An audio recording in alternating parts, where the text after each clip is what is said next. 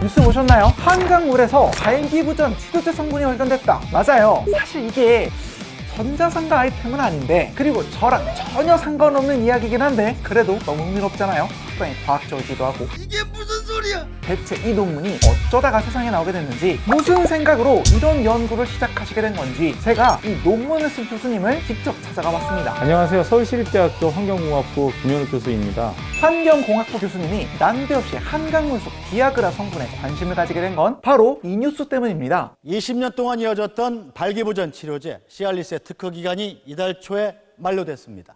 비아그라나 시알리스의 주 성분으로 유명한 포스포다이에스터레이스 5 억제제, 줄여서 PD5I의 특허가 2015년 이후 만료됐거든요. 지금은 코로나 백신으로 유명한 화이자가 처음 개발해낸 이 PD5I는 특허 만료 전까지 비교적 가격이 높았던 약품으로 많은 사람들이 접할 수 없었지만 2010년대 중반을 기점으로 온갖 종류의 복제약들이 등장하면서 가격도 훨씬 낮아지기 시작했습니다. 그리고 그때쯤 김 교수님은 매우 해괴한 소식을 하나 접하게 됩니다. 사실 저희가 2015년부터인가 그때 저 친구한테 이제 들었던 게 유흥업소에서 비아그라를 나눠준다더라. 거기에 듣고 나서 PD5I 약품 가격이 워낙 싸지다 보니 불법 성매매업소나 유흥업소들이 고객들에게 이 약을 한정씩 나눠주는 문화가 생겨났다는 거죠. 그리고 이 소식을 접한 교수님은 환경공학과 전공 특유의 소리 발동했다고 합니다.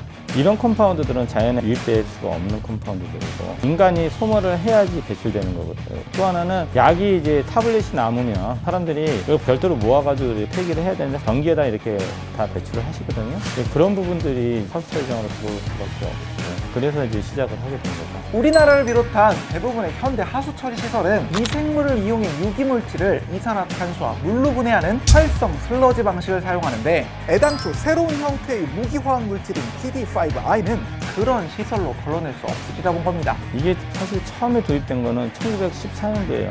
그때 당시에 이런 컴파운드들은 없었거든요. 그래서 분해가 그렇게 썩 잘 안 될 거라는 것을 생각을 했죠. 자, 그렇게 시작된 한강의 기적에 관한 연구. 교수님이 세운 연구 가설은 다음과 같습니다. 첫째, 하수 처리 과정에서 PD5I가 제거되지 않는다면 도심, 하천 어디에서든 PD5I는 발견될 것이다. 둘째, 하천 속 PD5I 성분의 출처가 정말 유흥업소라면 유흥업소가 밀집한 지역에선 그 농도가 높고 드문 지역에선 그 농도가 낮을 것이다. 자, 가설을 세웠으면 이젠 구체적인 연구 설계를 해야죠. 먼저 교수님의 팀은 하천 속 PD5I 농도를 측정하기 위한 지역으로 각각 탄천과 중랑천을 꼽았습니다. 잠깐, 왜 하필이면 탄천과 중랑천이냐고요? 지도 보이시죠? 탄천은 유흥업소가 밀집한 서울 강남 일대를 거쳐 한강으로 흐르는 하천이고, 바로 건너편의 중랑천은 유흥업소가 상대적으로 덜 밀집한 서울 강북 일대에서 한강으로 흐르는 하천이거든요. 가설 검증에 필요한 비교군 설정을 위해 서로 다른 두 하천을 측정 대상으로 꼽은 겁니다. 자, 그렇다면 측정 결과는 어떨까요? 가설이 사실이라면 탄천과 중랑천 모두에서 PDI5가 검출돼야 하고, 탄천의 PD5I 농도가 중랑천보다 높아야 할 텐데 정말 그럴까요? 자, 그래프를 보시죠.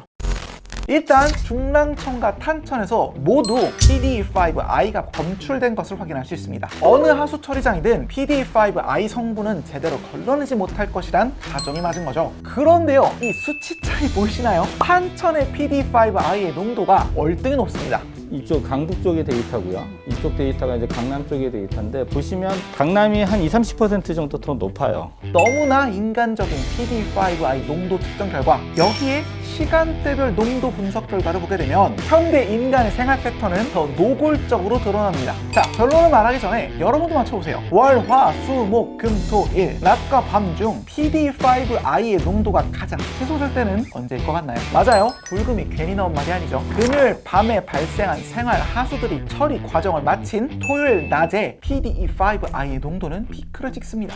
이렇게 뻔하다니. 이젠 앞서 언급한 농도를 조금만 더 자세히 살펴봅시다. 서울시내 자신의 하천에서 발견된 PD5I 성분의 평균 농도를 바탕으로 역산을 해보면 하천에 녹아든 PD5I 성분은 1000명분 기준 205mg 정도라고 합니다. 갑자기 한강물은 아니지만 강물을 팔아먹은 동 김선달의 선견 지명이 엄청나게 위대해 보이는데, 중요한 건 이건 우리가 먹는 상수도 물이 아니라는 점이죠. 이건 하수 처리가 된 물이에요. 하수 처리 전 PD5I 성분이 대체 우리 몸 어디에서 어떻게 빠져나왔을지를 생각해보면, 그렇죠, 탄천물을 정수해 마시거나 목욕을 하겠다는 생각은 이쯤에서 접는 편이 좋겠습니다. 게다가 이렇게 흘려보낸 물은 어떤 정수 과정도 거치지 않고 한강 하류로 다시 서해로 흘러가게 됩니다. 말하자면 한강 하류와 서해의 각종 물고기와 꽃게들도 결국 이 PD5I 성분이 함유된 물을 마시고 있다는 건데, 이건 누군가가 흘려보낸 PD5I 성분이 어쩌다 보면 다시 우리 입으로 흘러들어갈 가능성이 있다는 이야기죠. 그러니까 사실 이거 재밌게 웃으면서 시작했지만 실은 심각한 문제예요. 현재로선 PD5I가 야생의 동식물에게 그리고 그것을 다시 섭취한 우리에게 어떤 영향을 미치는지 밝혀진 바가 없거든요. 네덜란드라든가 미국, 스페인 뭐 이런 데서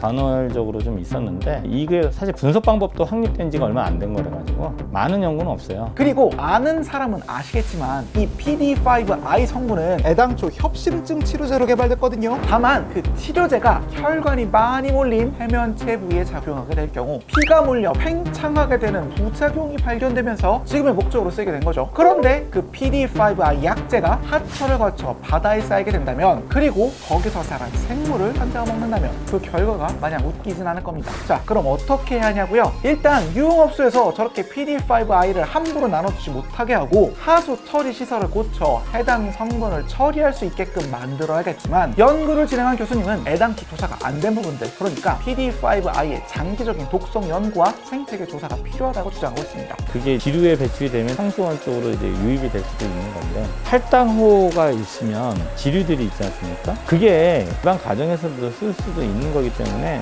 각 도시마다 배출이 될 거라고요.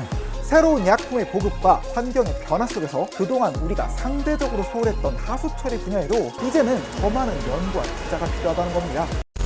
한강물에 발기부전 치료제 성분이 발견됐다. 처음에는 마냥 재밌게 시작했지만 이거 이야기를 하면 할수록 어쩐지 조금은 찝찝해지는 감정을 지울 수가 없군요. 모쪼록 이 충격적인 논문 결과를 바탕으로 하수 처리의 중요성에 대해, 그리고 새로운 약품 처리의 중요성에 대해 다시금 깨닫는 계기가 됐으면 좋겠습니다. 끝. 노란 딱지를 받는 건 아니겠죠?